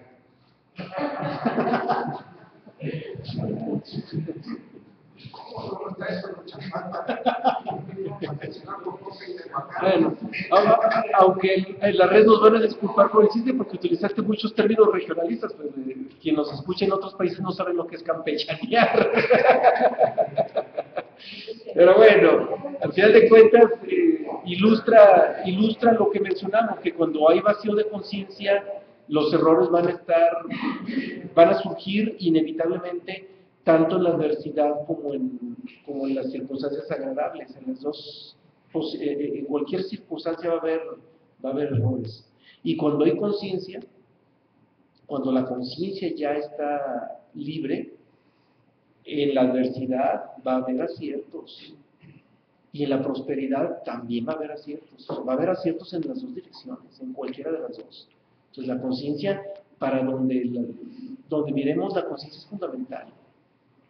Pero si queremos acceder a la conciencia, tal como nos lo dijo Sócrates, lo primero que tenemos que hacer es ser conscientes de nuestro vacío de conciencia. Descubrir nuestro vacío de conciencia y sobre todo tener esa precisión al máximo posible. Nuestra mente nunca nos va a decir la realidad. Nuestra mente jamás nos va a ofrecer la realidad. Cuando nos quede claro eso, estamos del otro lado. Y todo lo demás va a llegar por añadidura. Se dice que esa sería la verdadera humildad. A ver, el micrófono para que nos escuchen en la red, por favor. Se dice esa que menciona de Sócrates que es la verdadera humildad, ¿no? El reconocimiento real de tu propia condición. El reconocimiento de tu condición, pero no en un sentido moral, sino en un sentido real, en un sentido de tu naturaleza, en distinguir o discernir sobre tu verdadera naturaleza. Eso, ahí está la verdadera humildad. Sí. Verdadera humildad no se humildad. Claro. No voces. Sí, no. Es que lo que nosotros nos han hecho creer que es humildad está cargado con tintes morales. Por eso queda ese vacío de lo que realmente significa la humildad. Bien, vamos a la siguiente cita. Es de Paracelso y en términos muy objetivos Paracelso dice: mi conciencia conservará su pureza y se negará a aceptar una enseñanza sin pruebas. Muy objetivo. ¿Qué es una enseñanza sin pruebas? Una creencia. ¿Y qué es una creencia? Conceptos mentales que hay que afirmar. Porque cuando alguien tiene una creencia, para que esa creencia se mantenga como creencia, lo primero que tenemos que hacer es afirmarla. Y repetirla. Y repetirla para que se afirme cada vez más. Por eso la mayoría de las religiones viven a través de puras creencias. Y para ellos sus dogmas y su fe, malentendida porque fe no es creencia. La verdadera fe nada tiene que ver con las creencias. Pero todos los dogmas que no son más que puras creencias, para un religioso, en una religión natural, aclaro, para una religión natural, lo fundamental está en el sostenimiento de los dogmas y tener viva esa creencia de todos esos dogmas, y para ellos ese es el mejor feligrés. Sin embargo, ¿qué hace el que se mantiene dentro de sus dogmas y sosteniendo y afirmando sus dogmas? Lo que hace es la antítesis de la conciencia. Es la antítesis total de la conciencia. La conciencia es: olvídate de cualquier creencia mental. La conciencia es lo contrario. Sacúdete de todas tus creencias mentales. Entiende que tu mente jamás te va a proporcionar la realidad. La conciencia es todo lo contrario. Eso que mencionas, David, tiene relación con una frase que dice por ahí, ¿no? La verdad os hará libres, la mentira creyentes. Ah, caray, no lo había escuchado, pero está buena. Y eso tiene mucha relación, pues, obviamente, con una frase de mi ídolo de Krishnamurti, ¿no? Bueno, ya la compartí, viene de Krishnamurti. No creer en nada ni en nadie, menos en uno mismo. Eso Por lo que acabo de mencionar, ¿no? Sí, claro. Que uno percibe lo que uno cree con la verdad. Sí. Una cosa es lo que uno cree, que es la verdad, y otra cosa es la verdad. Sí, oye, qué interesante lo que dijiste hace rato, disculpa, lo vuelvo a repetir, la verdad os hará libres, la mentira os hará creyentes. Oye, hay que patentar ese dicho, esa frase está buena. En eso se sustentan las religiones. Por eso se dice también que ninguna religión inventada por el hombre aguanta un análisis serio. Porque es moral. Y cada quien puede creer pues, lo que le venga en gana. Pondría a tambalear las creencias, los dogmas, y a cualquier feligrés de una religión dogmática, hazle tambalear sus dogmas y lo mandas al agujero. Sí, no aguanta. Sí, no aguantan. Ni siquiera hay una pregunta generalmente resulta demoledora para las creencias religiosas, ¿no? Que dice: ¿quién lo dice y qué te basas? ¿Lo puedes comprobar? ¿Por qué se puede comprobar? Porque generalmente lo que dicen las religiones es la verdad que Dios dijo. ¿Cómo me lo puedes comprobar? No puedes, porque es una creencia. Entonces es demoledora la pregunta, ¿no? ¿Cómo lo demuestras? ¿En qué te fundamentas? ¿En lo que tú piensas crees? ¿Y crees que es la verdad o la verdad? Sí. Aquí prácticamente todo lo que mencionas queda sustentado en comprender que cualquier dogma es una pérdida de libertad. Así. Estriba en entenderlo como una pérdida de libertad. Y la verdad no puede manifestarse cuando hay dogma, cuando hay creencia, cuando hay falsedad, cuando hay mentira. Claro. No puede, es imposible que eso se dé. Claro. Ahora, retomando lo que mencionaba de que cuando hay libertad de conciencia, cuando se goza de cierta libertad de conciencia, hay prosperidad, no prosperidad, perdón, hay un actuar legítimo, tanto en la adversidad como en la prosperidad. También hay que entender que esa conciencia está vinculada con la neutralidad. Cuando alguien es consciente, no tiene preferencias, acepta todo como es, por lo tanto es neutral, y ese estado de neutralidad lo enfatizo porque es un tema que vimos muy recientemente. Ahorita estamos en el tema 17 y neutralidad fue el tema 14, es un tema muy reciente, y la neutralidad prácticamente es la llave de apertura, es la llave que abre la puerta de la conciencia, la neutralidad. Siendo neutrales, la conciencia llega porque llega. ¿Y qué es ser neutral? Ser neutral es no tener preferencias, no afirmarse, porque una afirmación es una preferencia.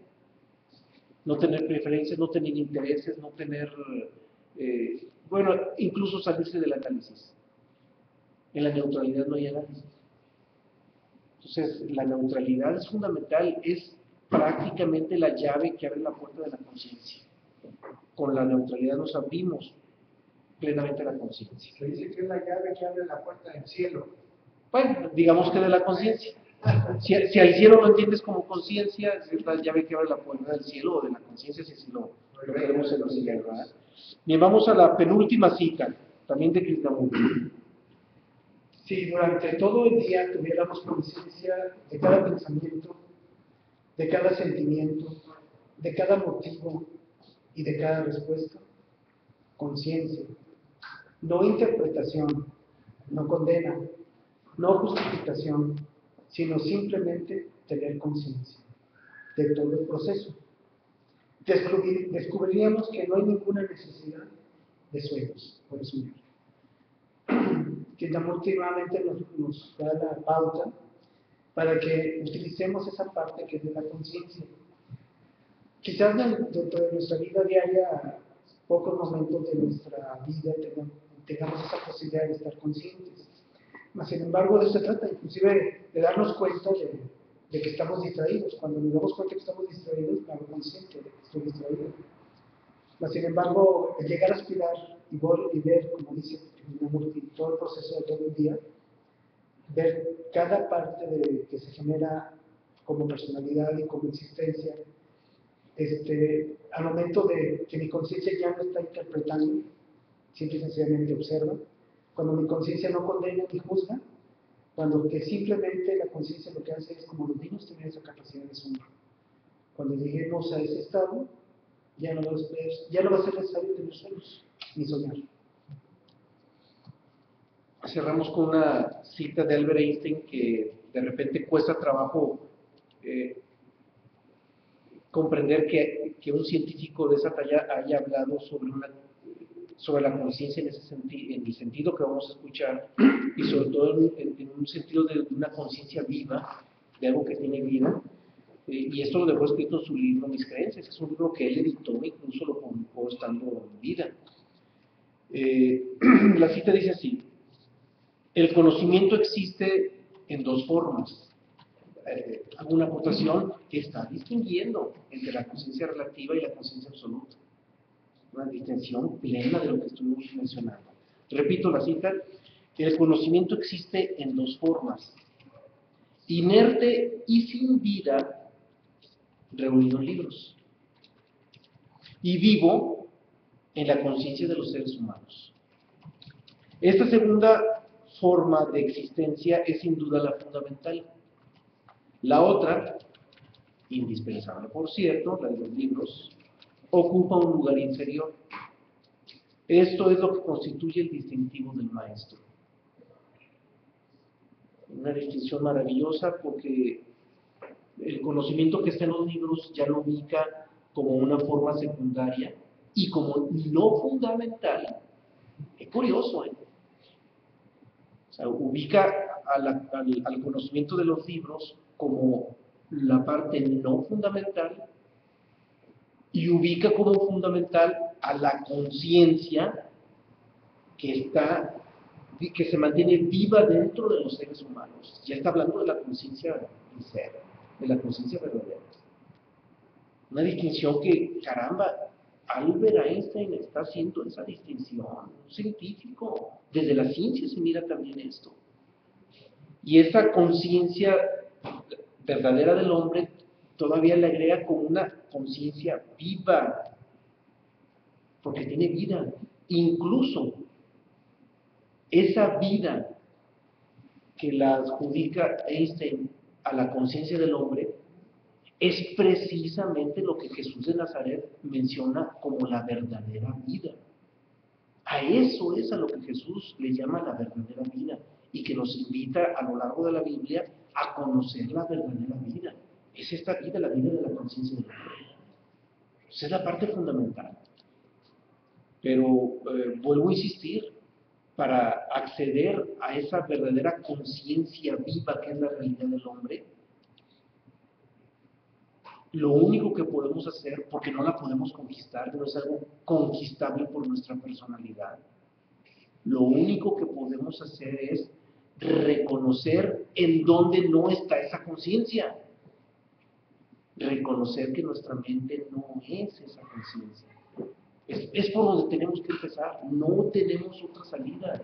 No existe otra ruta más que esa. Entender que nuestra mente no es esa conciencia. Y olvidarnos de toda esa bola de tonterías y sandeces que pregonan los cursos de superación personal, de que expandamos nuestra mente y que la mente es todo el poder, y esas tonterías nos mandan a la antítesis de la conciencia.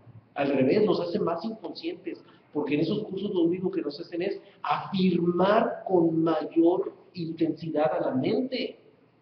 Y entre más afirmamos a la mente, más nos alejamos de la conciencia. Más nos alejamos.